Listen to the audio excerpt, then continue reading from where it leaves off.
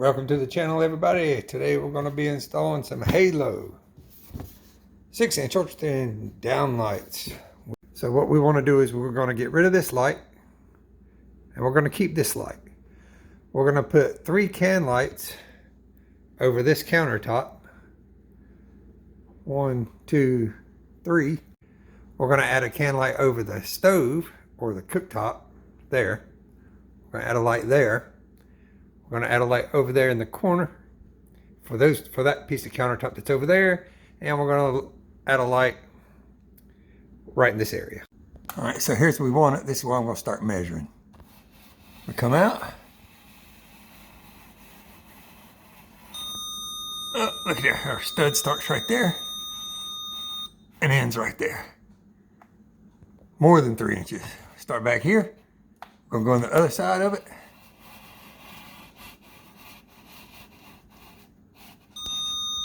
Way more than 3 inches, so we're good. All right, so what I know is that the stud is on this side. So the studs, or the trusses in this house, are 24 inches on center.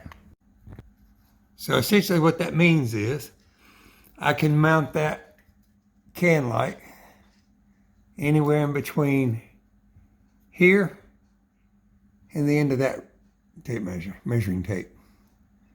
So we're going to be good on the center light. Now we need to check the outside lights if they fall within the studs, or if they're going to overlap a stud, I may have to adjust my measurements. So I've got the laser shining out on the line we want. And what I've done was I've taken a piece of masking tape, just put a mark on it, and that's what I'm shooting. And then to make sure I'm centered, I put another one down through here, and that's what I'm shooting as well. I just folded it up in the middle, put a line on it, and I'm shooting that as my target. The countertop's 107 inches. It's really like 106 and 3/4, but I rounded up to 107. So that puts our center point at about 53.5 inches. We're going to add 3 lights in there, so one will be in the middle. And then what we've decided is to have one at 17 and then one at 90 on the other end, which is that direction. So I need to find out whether or not 17 inches on this laser line falls within studs. So I got to check that. So I'm putting a counter. Hello. I'm putting a mark at 17 inches on the laser line. So you can see that's right there. There you go. See, right on the line. It's my first mark. Oh boy, that one. All right. I put that mark there. It's about 1 inch away from where I wanted it because the stud is going to be within 3 inches, or right at 3 inches there. So I went over just a little bit to compensate. So there's my 17-inch mark, which is really about 16 1/4. All right, I put a preliminary mark right here, and what I find that is that the stud is going to be about right there. That's way too close. I'm going to move this in and make a hole for it. And then, since I have some leeway in my middle hole, I'm going to shift it to center it up between my 2 marks. I think that's what would be best. All right, I'm going to show you these 2 marks and explain what happened real quick. This mark was my original mark for my center. This was at 53.5 on the countertop. We're looking for symmetry here. So what I did was I measured from my mark on the right to my mark on the left, added that together, divided it by 2, and it shifted this mark to right here. So now this mark is centered between my mark on the left and the mark on the right. So that's where we need to drill our holes, and still be between the studs. Okay, so I'm going to drill these holes. Before I drill my next set of holes, the insulation over these holes is blown in insulation. So when I cut the hole, all the insulation up above it or most of it, is going to fall through. So what I want to do is I'm going to poke a hole, not in the center, off to the side, but still within my diameter, and run this up so that I can see it, and then I can clear where my hole is going to be, so no insulation comes falling down. So we're going to do that. Before I try to push that coat hanger up through there, I cut the little twisted end off. That way I don't have to try to fit it through the drywall as well. All right, let's shove it up. All right, there you go. Got the coat hanger shoved up in the hole. Now we're going to go up in the attic and find it and clear out the insulation. All right, the most fun part of any job, working in the attic. All right, I kind of already know where it's going to be. So as you can see, right out there, that coat hanger is sticking up right there. So we're going to clear that insulation off right there. All right, there it is. Got my coat hanger right there. Insulation cleared out, and I exposed the wood here because I do have to mount my control box. All right, back downstairs. Remove my handy dandy coat hanger. Now we can drill the hole again, 6-inch hole saw.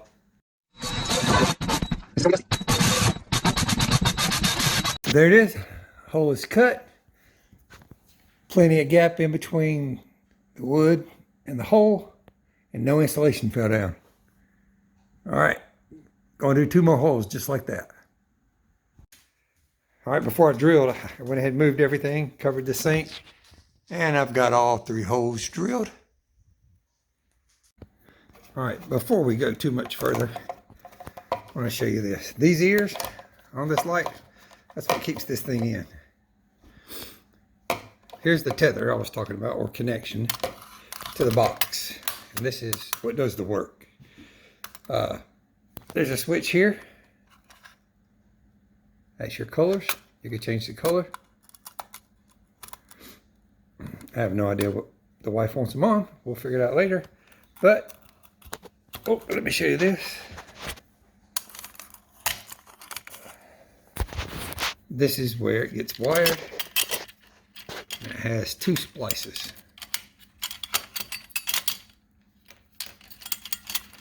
And 2 splices for power in return, 1 splice is for ground.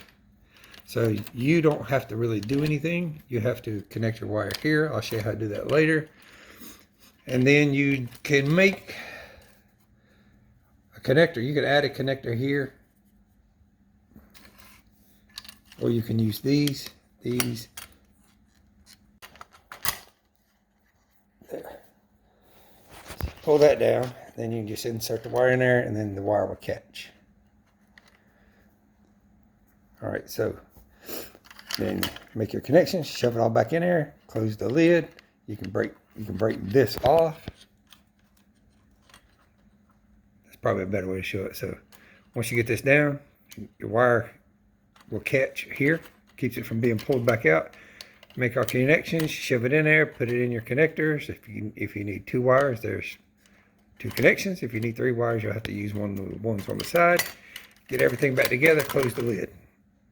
And then on top of that, there are 2 screws in here. You can mount this box with a couple of screws up against the joist, the beam, truss, rafter, whatever you need to mount it to.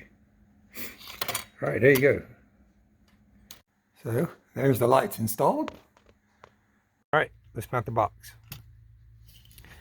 This is where I'm going to mount it. I'm going to mount it right here.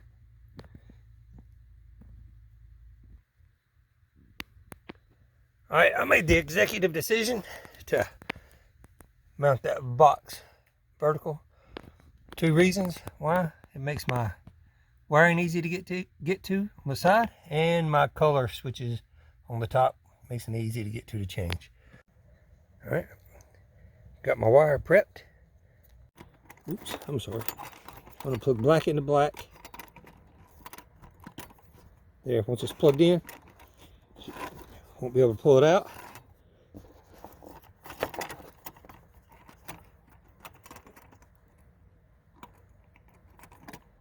I'm going to go white to white and ground to ground.